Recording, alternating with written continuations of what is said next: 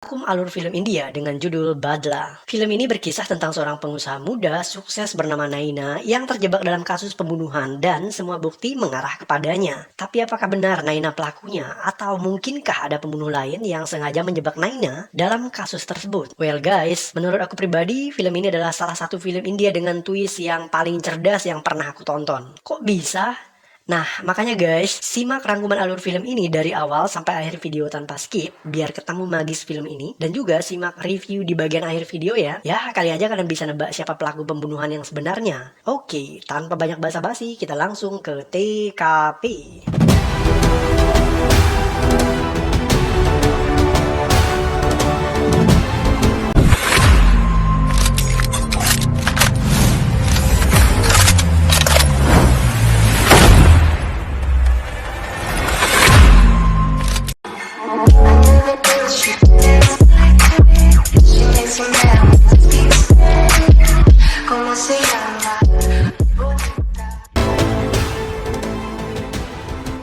Guys, film ini diawali dengan adegan di mana seorang pengacara bernama Badal Gupta yang mengunjungi kliennya bernama Naina Sethi yang dituduh melakukan pembunuhan terhadap selingkuhannya Arjun Joseph. Gupta meminta Naina untuk menceritakan secara jujur semua yang terjadi saat Arjun dibunuh. Menurut Naina, ia dan Arjun bertemu di sebuah hotel yang bernama Glenmore karena ada orang yang memeras mereka. Si pemeras meminta Arjun dan Naina membawa uangnya ke kamar 303. Naina dan Arjun pun segera membawa sejumlah uang untuk diberikan kepada orang yang memeras mereka. Namun, tiba-tiba seseorang memukul Naina dari belakang dan saat ia tersadar, ia mendengar polisi menggedor-gedor pintu kamar hotelnya dan Arjun terlihat tergeletak tak bernyawa dengan uang berhamburan di sekujur tubuhnya. Menurut keterangan saksi dan polisi, tidak ada seorang pun yang masuk atau keluar dari kamar itu, selain Naina dan korban. Sedangkan pintu dan jendela semuanya terkunci. Gupta tidak puas dengan penjelasan Naina, ia yakin ada hal yang Naina sembunyikan darinya. Gupta pun meminta Naina jujur, supaya ia bisa membela kasus Naina di pengadilan.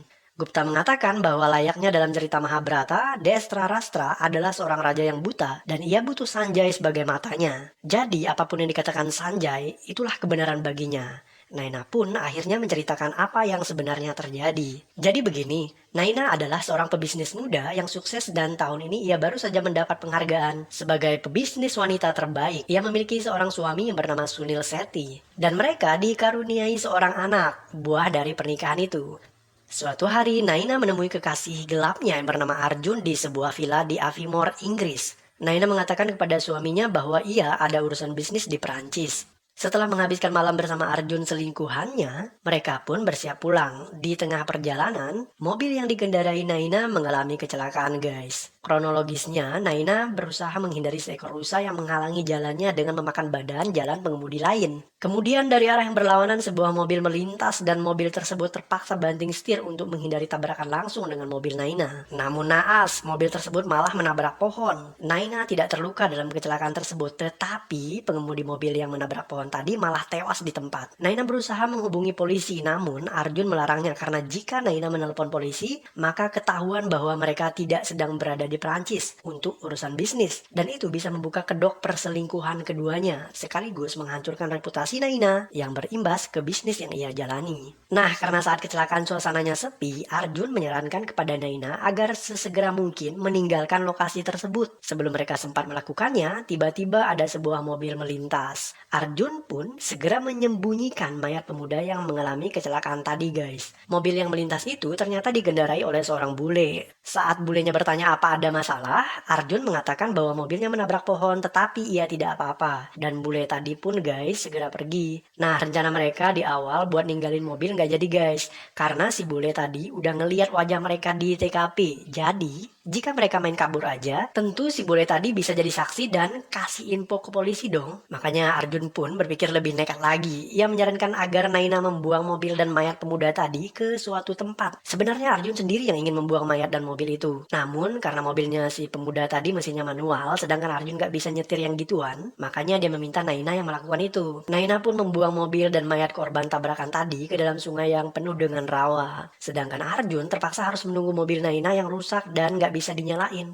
Arjun sendiri nggak ngerti dalam urusan memperbaiki mobil rusak. Beruntung ada mobil lain yang melintas dan melihat Arjun di sana. Penumpang mobil itu adalah sepasang suami istri yang bernama Nimbi dan Rani. Dan mereka siap memberikan pertolongan. Sebenarnya Nimbi mahir dalam memperbaiki mobil, namun ia tidak memiliki peralatan bersamanya. Jadi mereka memilih menderek mobil Arjun ke rumah mereka, guys. Setibanya di rumah, Arjun dijamu dengan hangat oleh Rani dan Nimbi. Rani menyeduhkan Arjun teh, sedangkan Nimbi memperbaiki mobilnya. Rani menjelaskan tentang keluarganya, termasuk tentang anak lelakinya yang bernama Suni. Dan alangkah terkejutnya Arjun setelah melihat foto anak Rani yang ternyata adalah pemuda yang ditabrak oleh Naina. Karena anaknya belum pulang ke rumah, padahal hari sudah hampir malam, Rani pun mencoba menelepon anaknya Suni. Namun ponselnya malah berdering tepat di saku celana Arjun. Karena saat kecelakaan terjadi, Arjun sebenarnya sempat mengambil HP korban, guys. Arjun pun kaget dan sesegera mengeluarkan ponsel itu dengan bertindak seolah-olah ia menduduki ponsel yang tergeletak di kursi. Nah, Rani agak sedikit heran kenapa anaknya malah tidak membawa ponsel. Setelah minum teh yang disuguhkan Rani dan mobilnya selesai diperbaiki Nimbi, Arjun pun pulang. Untuk menghilangkan jejaknya, Arjun menyarankan kepada Naina agar melenyapkan barang bukti dengan menghancurkan mobil Naina dan melapor ke polisi seolah-olah Naina kehilangan mobil. Suatu hari, Rani, ibunya Suni, mendatangi Naina karena ia melihat plat kendaraan yang dikendarai Arjun saat bertandang ke rumahnya. Plat kendaraan tersebut merujuk ke mobil Naina yang ia laporkan hilang saat ia pergi ke Paris dalam urusan bisnis. Rani tahu persis bahwa Naina tidak ke Paris namun pergi bersama pria yang bernama Arjun. Sekalipun Naina menunjukkan bukti perjalanannya ke Paris kepada polisi. Rani yakin anaknya pasti sudah tewas dan ia juga meyakini jika Naina dan Arjun lah yang harus bertanggung jawab atas kehilangan anaknya itu. Rani seakan mengancam Naina jika ia tidak memberitahukan kemana jasad putranya itu, maka ia akan melakukan sesuatu yang membuat hidup Naina hancur. Rani sakit hati karena berita media yang mengatakan bahwa anaknya menghilang setelah melakukan pembobolan terhadap kartu kredit. Jadi supaya tidak dikejar polisi, Suni memilih menghilang.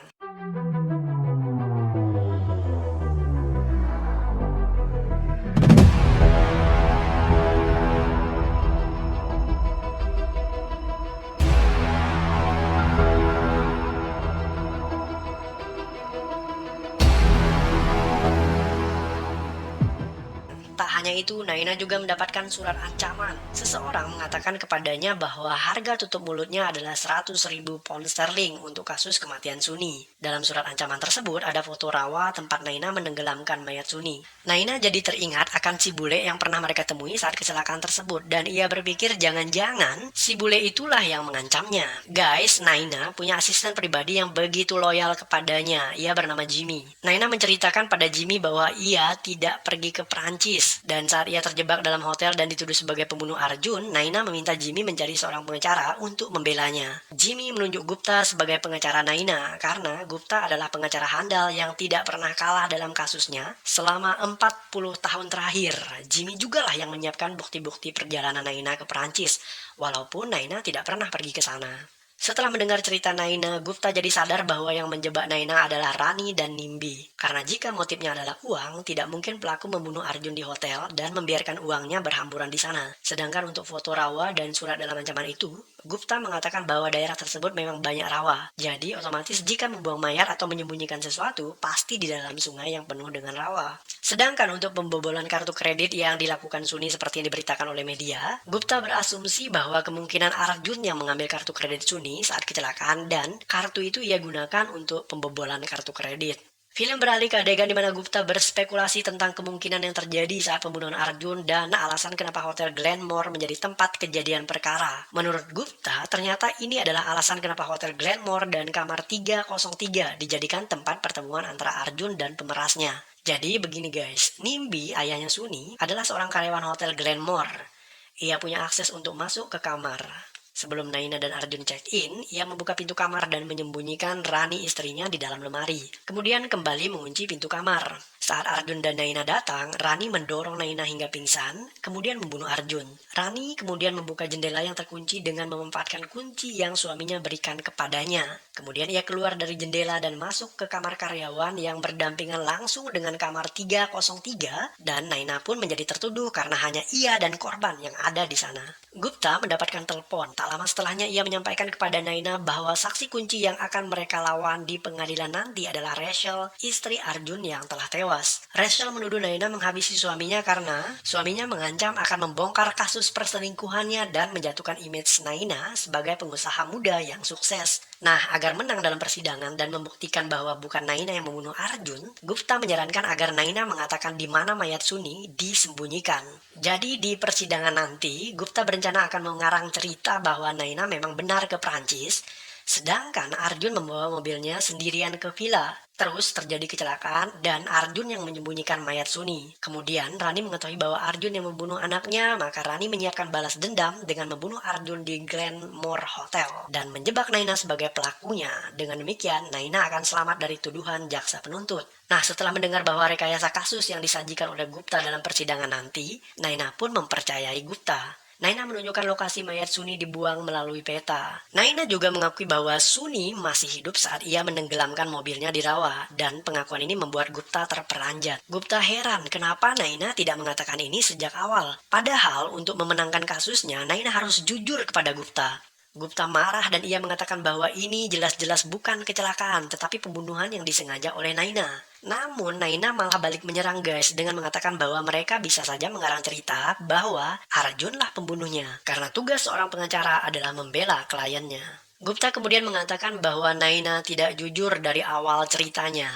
Ia mengatakan bagaimana jika cerita Naina dibalik, bagaimana jika saat kecelakaan Arjun mencoba menghubungi polisi, namun Naina yang melarang. Dan Naina sendiri yang punya inisiatif untuk membuang mayat dan mobil Suni ke dalam rawa. Karena Naina tidak ingin kasus kecelakaannya membuktikan bahwa ia tidak ke Prancis. Sekaligus menguak perselingkuhannya dan ini praktis membuat reputasinya hancur dan berimbas ke bisnis yang ia jalani. Itu sebabnya sekalipun ia mengetahui bahwa Suni masih hidup saat kecelakaan, ia memilih menenggelamkan Suni dan mobilnya di dalam rawa sungai.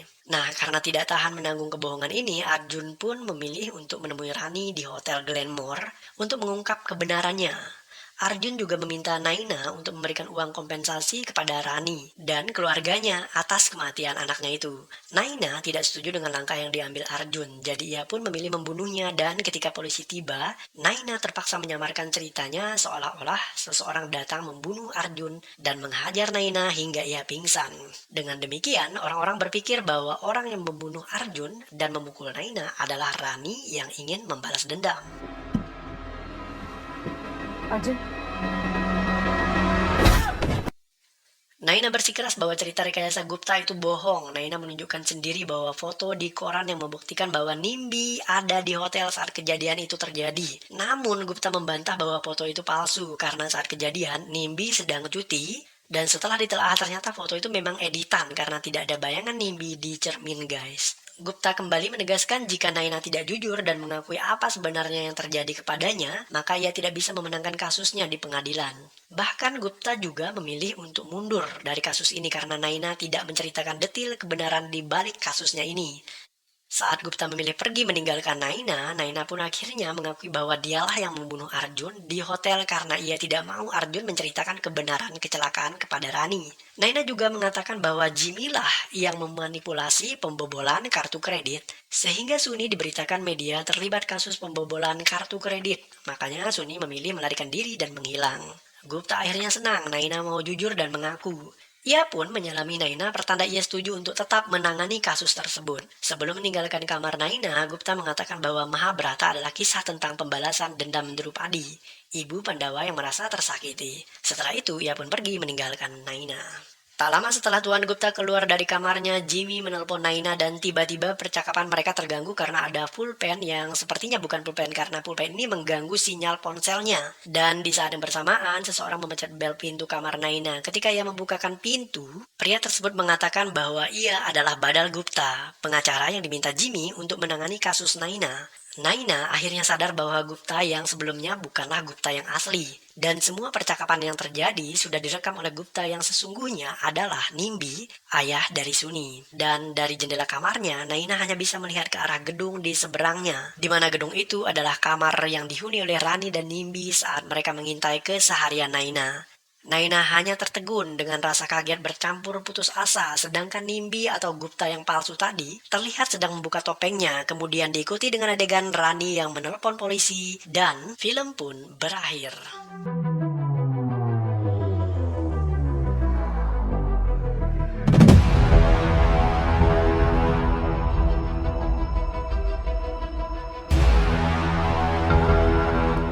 guys, it's review time. Menurut aku pribadi, film ini memiliki kekuatan pada hampir setiap lini, mulai dari ceritanya, screenplay, musik, acting, dan bahkan semuanya benar-benar dirinci dengan detil dan matang. Tapi yang sangat aku suka adalah kekuatan pada screenplay dan alur cerita dengan twist yang cerdas tentunya. Dari awal sang pengacara yang bernama Gupta sudah melibatkan karakter pewayangan Mahabharata dalam menganalogikan ceritanya dan membangun kepercayaan Naina dengan cerdas. Kemudian di akhir film, ia menutup percakapan dengan mengatakan kembali tentang Mahabharata dengan menyebutkan tentang dendam Drupadi, ibu para Pandawa, dan dikaitkan dengan ibunya Suni.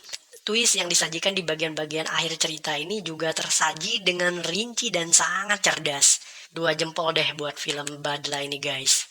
Sedangkan untuk kekurangannya sendiri menurut aku pribadi, karena film ini mengambil setting ruangan kamar Naina secara keseluruhan dalam ceritanya, plus dialog antara Gupta dan Naina, jadi sinematografinya masih terkesan kurang variatif. Tapi sekalipun demikian, ini bisa terobati dengan sinematografi saat film beralih ke adegan flashback tentang ingatan Naina. Well guys, secara personal overall aku memberikan nilai 8,4 dari 10 untuk film Badla ini guys. Nah, bagaimana dengan Anda?